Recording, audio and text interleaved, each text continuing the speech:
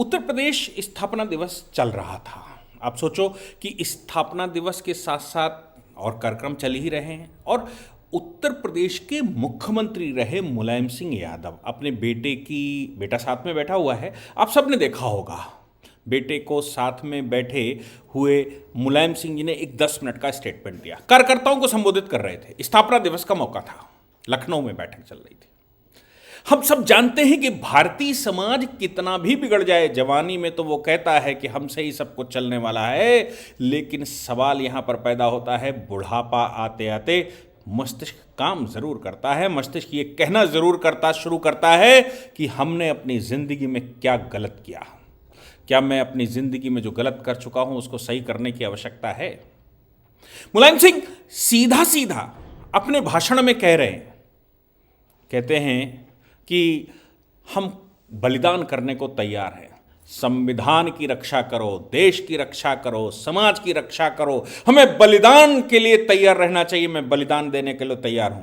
मुलायम सिंह यादव जी एक सामान्य परिवार से आए, साइकिल से प्रचार किया, उत्तर प्रदेश के मुख्यमंत्री बने, देश के रक्षा मंत्री बने। उनका बेटा जो डिजर्व नहीं करता था वो हो गया, वो मुख्यमंत्री हो गया, सांसद रह लिया।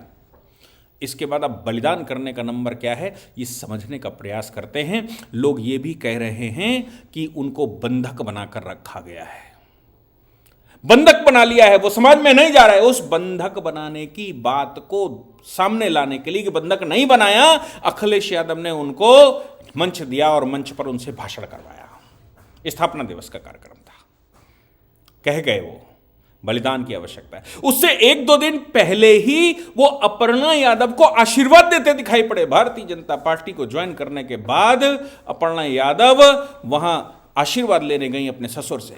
आशीर्वाद लेते समय अपर्णा यादव को उन्होंने यशस्वी भव का आशीर्वाद दिया, विजयी भव का आशीर्वाद दिया। मालूम है क्या है ये?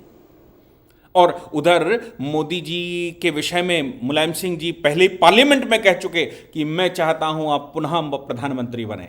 क्या है? एक आयु के बाद सद्बुद्धि सबको आती है। राम मंदिर में गोली चलवाने वाले, मुसलमानों का प्रतिनिधित्व करने वाले, बाबरी मस्जिद को बचाने के लिए किसी भी हद पर जाने को तैयार, माया और मुलायम के साथ, जिसमें काशीराम के साथ गठबंधन किया था तो उसमें नारे लगे थे मिले मुलायम काशी राम, हवा में उड़ गए जय श्री राम। ऐसे मुलायम सिंह यादव जो कहते थे हवा में उड़ गए जय श्री राम, उनको भी भगवान की भक्ति याद आई और आज वो उत्तर प्रदेश में आशीर्वाद देने के लिए भारतीय जनता पार्टी को इनडायरेक्ट आशीर्वाद देने के उद्देश्य से उन्होंने कहा कि जो कुछ मैंने बनाया इस धरा पर, जो कुछ मैंने किया उसके लिए अब देश के लिए, समाज के लिए, सबके लिए हम सबको बलिदान देने की आवश्यकता है। छोड़ दो ये सत्ता, अब सत्ता की आवश्यकता नहीं है। जब बेटा अपना ही औरंगजेब बन गया हो तो ये सत्ता ने बता दिया कि औरंगजेब बनने के बाद अब शाहजहां को याद आया कि उसने कितने अत्याचार किए थे। इसलिए वो भारतीय जनता पार्टी में अपर्णा यादव के शामिल होने के बाद उनको आशीर्वाद देते हैं और लखनऊ में बैठकर अपने बेटे के सामने कहते हैं अब बलिदान देने की आवश्यकता आ गई है, अब बलिदान देंगे संविधान बचाने के लिए, राष्ट्र बचाने के लिए, देश बचाने के लिए।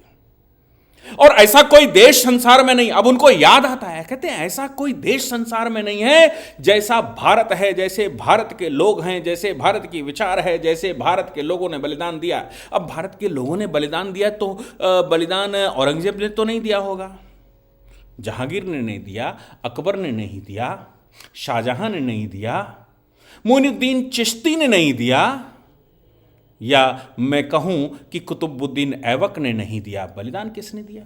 बलिदान तो महाराणा प्रताप ने दिया। बलिदान देने वाले तो शिवाजी महाराज थे।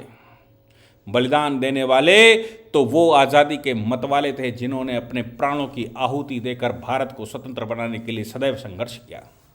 1000 वर्षों तक संघर्ष करते रहे लेकिन मुसलमान नहीं बने, उन मुसलमानों के मातहत आने के लिए स्वीकार नहीं किया।